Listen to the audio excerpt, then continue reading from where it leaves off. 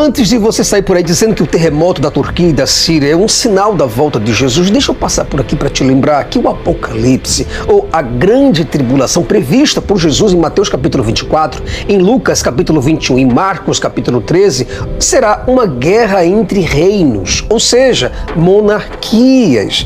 Governo este que está quase extinto nos nossos dias. Seria, na verdade, uma guerra onde os soldados usariam cavalos de guerras, espadas, flechas, arcos, lanças, escudos, broquéis, catapulta, balista, escorpião, onagro e outras armas da antiguidade. Faz o seguinte, se você quiser saber mais sobre a volta de Jesus e sobre tudo o que está acontecendo na Turquia, o que tem a ver uma coisa com a outra, fica comigo porque eu vou te contar tudo em mínimos detalhes, mas logo após a nossa abertura. Além da Fé com Jason Ferrer. Bom, estamos de volta e, como sempre, é uma honra muito grande receber você de todas as partes do Brasil e do mundo. Muito obrigado mesmo por seu carinho. Agradeço a você por sua presença, pela sua participação e, acima de tudo, por sua preferência a este canal. Eu sou o Jason Ferrer, apresentador deste canal, o canal Além da Fé. Por isso, seja muito bem-vindo ao nosso canal. Espero muito que você goste do conteúdo de hoje, que está simplesmente poderosíssimo.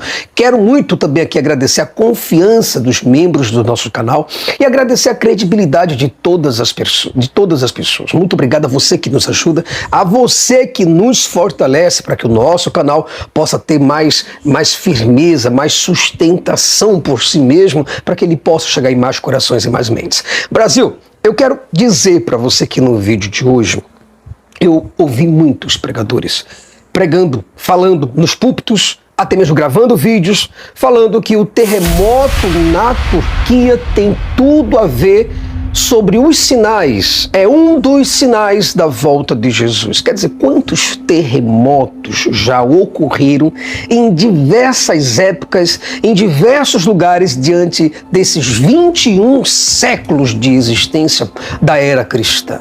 Quer dizer, as pessoas, Brasil, elas querem dizer a todo custo que isso tem a ver com o sinal da volta de Jesus. Mas antes de você estar num púlpito dizendo que o terremoto da Turquia e da Síria é um sinal da volta de Jesus, eu quero te dizer que o Apocalipse, ou a grande tribulação prevista por Jesus, meu irmão, é uma tribulação onde haverá guerras entre reinos.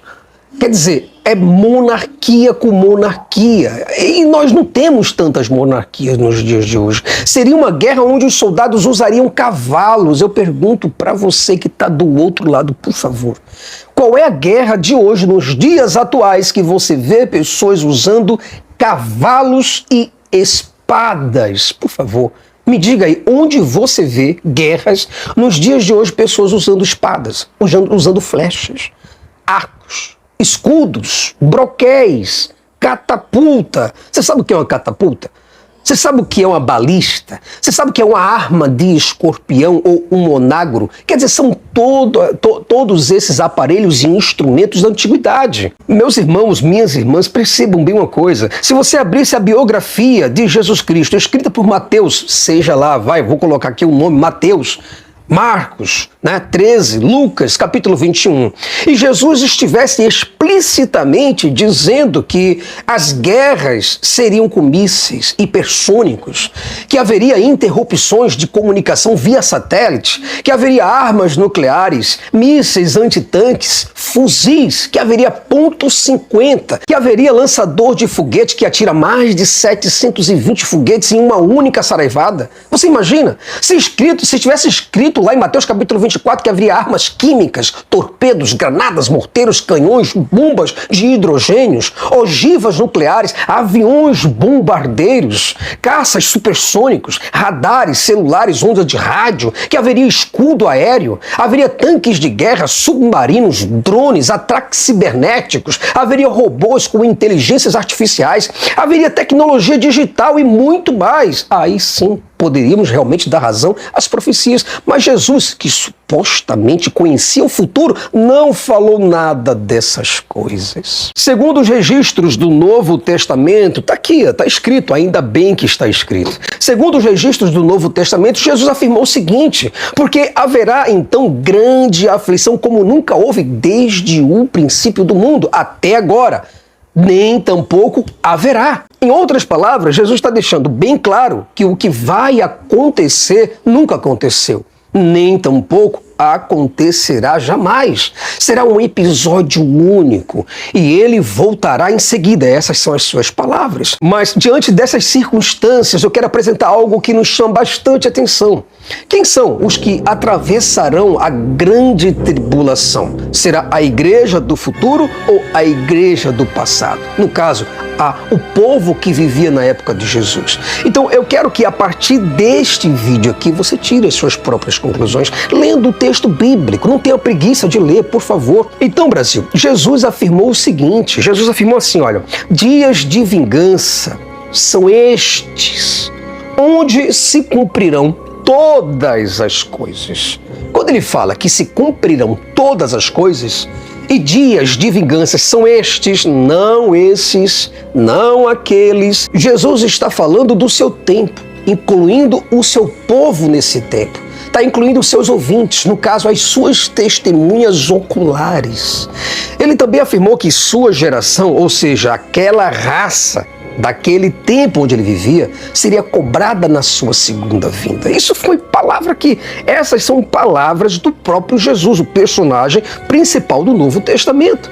Jesus afirmou com a mais absoluta certeza que aquela geração não passaria sem que todas, a palavra é todas estas coisas acontecessem. Jesus não estava falando de um povo do futuro, da igreja do futuro, das pessoas que presenciariam a grande tribulação de um futuro longínquo. Mas Jesus falava da sua própria geração, daquele conjunto de pessoas da sua mesma época, daquela gente do ano 30, daquele grupo do século I que ouvia Jesus falar com seus próprios ouvidos.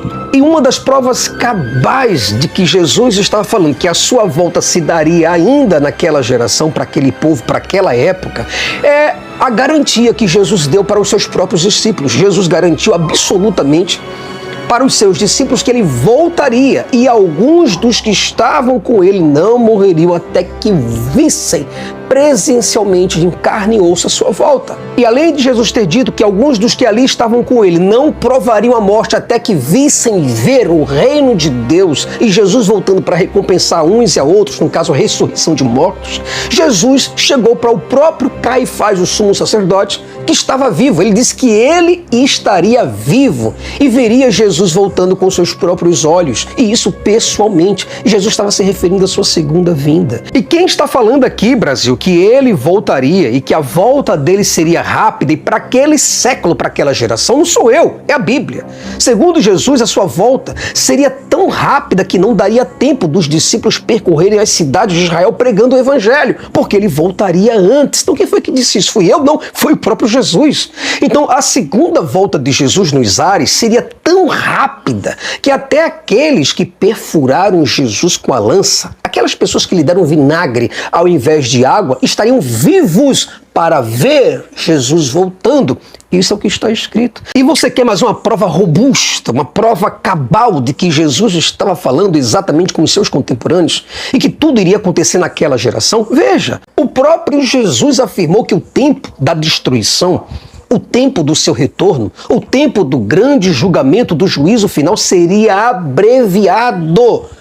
Seria abreviado por causa dos escolhidos, é o que está escrito. Se o tempo foi abreviado, como os teólogos de hoje afirmam que Jesus estendeu o tempo? Não pode. Abreviar não é o oposto de alargar, não é o oposto de esticar, não é o oposto de expandir. Mas espera aí, a Bíblia está errada então? Será que Jesus, ao invés de estar abreviando, ele estava alargando, ele estava alongando o tempo?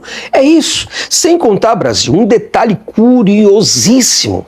Tudo deveria acontecer, ocorrer unicamente exclusivamente em Jerusalém e não em nenhuma outra parte do mundo. Então o Brasil, qualquer lugar, a China, a Rússia, estaria livre da grande tribulação. Outro detalhe muitíssimamente importante que eu gostaria que você do outro lado observasse. Eu gostaria que você lesse a Bíblia comigo. Eu gostaria que você não tivesse preguiça, pegasse o seu livro e lesse. Veja que os discípulos seriam os discípulos, aqueles que andavam com Jesus. Seria eles e não nós que passariam pela grande tribulação.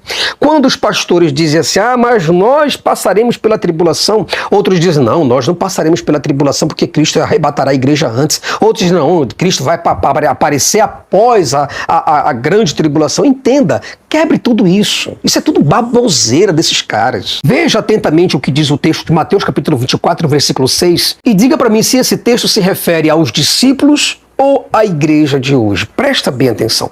Mateus capítulo 24, versículo 6 diz o seguinte: não tenham medo quando ouvirem um barulho de batalhas ou notícias de guerras. Tudo isso vai acontecer, mas ainda não será o fim. Versículo 9 diz assim, depois vocês serão presos e entregues para serem maltratados, e vocês serão mortos. Todos odiarão por serem meus seguidores.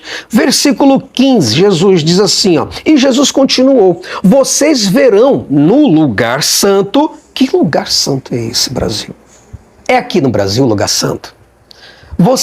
Quando Jesus está dizendo, vocês verão num lugar santo, Jesus está falando com a igreja de hoje. Onde é que está esse lugar santo? Está na China, no Japão, na Europa?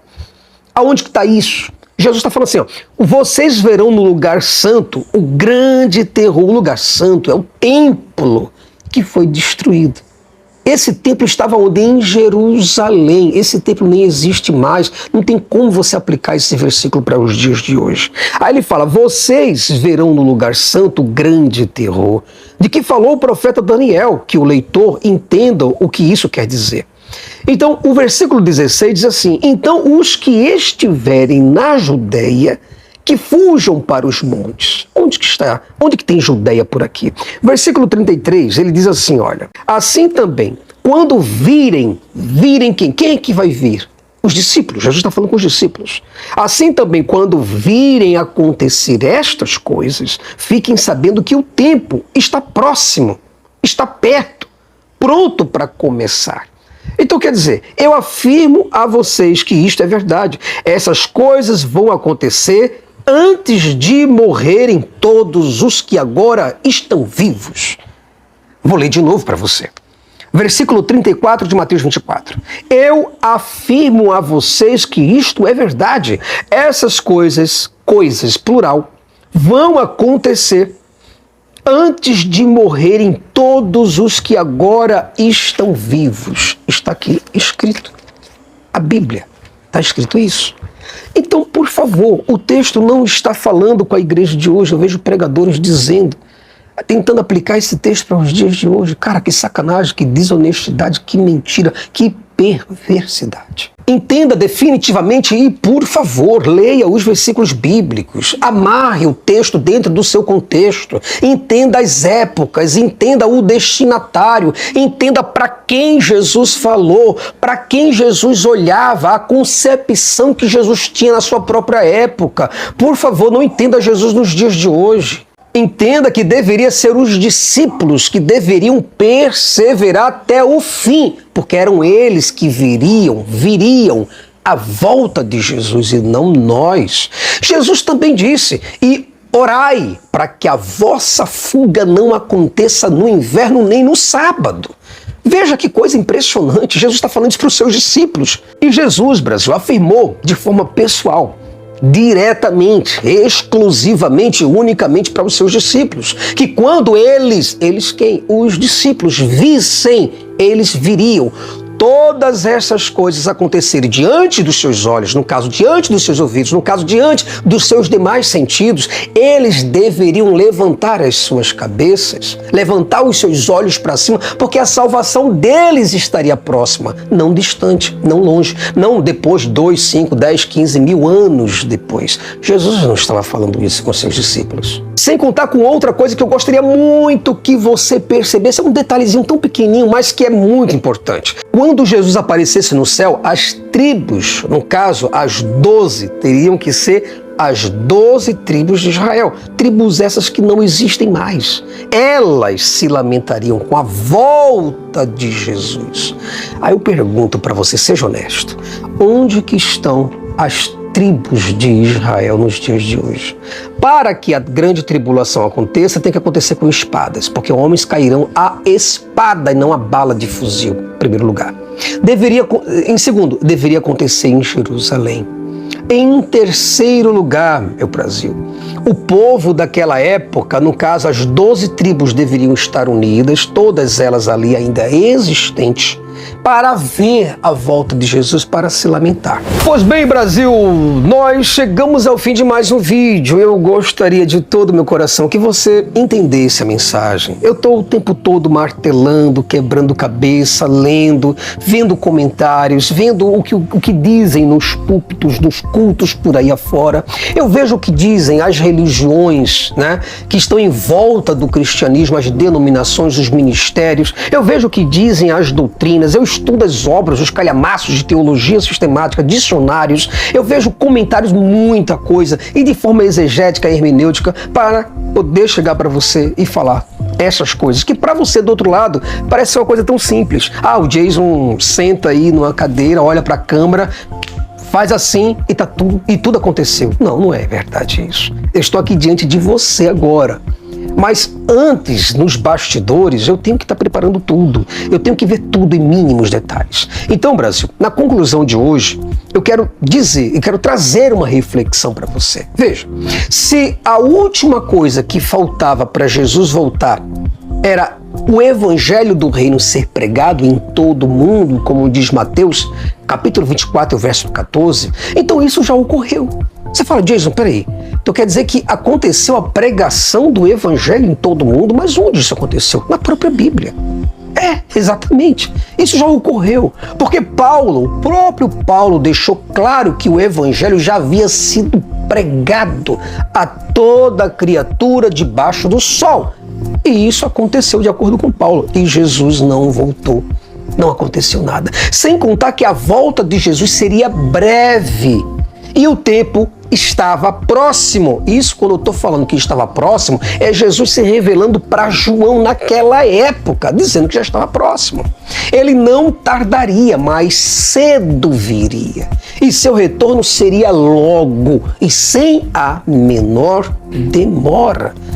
Então, se é sem a menor demora, estamos entendendo que o texto se refere ao povo daquela época, não ao povo de hoje, porque não aconteceu nada, e a história é uma prova disso, uma testemunha disso. Parece que Jesus aqui não cumpriu, ele se equivocou, ele mentiu, e a revelação de João nada mais foi do que uma cópia de Enoque, né? Uma cópia dos profetas de lá de trás, um surto psicótico de nervosismo pela pressão da igreja primitiva a João, e João surtou e escreveu todas essas baboseiras para aquela igreja, coisas que não se cumpriram. Mas uma pergunta eu faço para os pastores estão me ouvindo aí agora. Por que vocês não fazem o seguinte, vocês não pegam esses versículos bíblicos e pregam aí nas suas igrejas? Faz uma hermenêutica aí na sua igreja, pega esses versos aqui que eu citei para você, todos eles, fala com a sua igreja. Mas é evidente que você, né? É evidente que os pastores não farão isso, porque eles amam viver de palavras, amam viver só de história, pegar a Bíblia como está a história, viver só de palavras, só de blá, blá, blá, blá, blá, viver só de história antiga, porque Moisés, porque Josué, porque Eliseu, porque Elias, porque Balaão, porque o profeta Jeú, o rei Jeú, porque o rei Saul, porque Davi, só isso, só contando história e ganhando dinheiro, só vivendo de papel. Eles só vivem de papel, de mentira, só isso, Brasil. Forte abraço para você, fica na paz, espero te encontrar, evidente, no próximo vídeo. E se você quiser e puder, Jason, eu gostei desse vídeo teu, cara, inscreva-se no canal. E você se inscrevendo, você vai receber todos os vídeos que lançamos por aqui. Fica na paz e até o próximo vídeo. Tchau, tchau. Se você gosta do nosso conteúdo e deseja de forma espontânea e generosa nos ajudar a continuar a expandir este projeto pelo Brasil e pelo mundo, por favor, contribua e ajude-nos através do Pix. O nosso Pix está aí. Além da Fé, Jason@gmail.com. O Além da Fé lhe agradece profundamente por este ato de consciência, maturidade e responsabilidade social.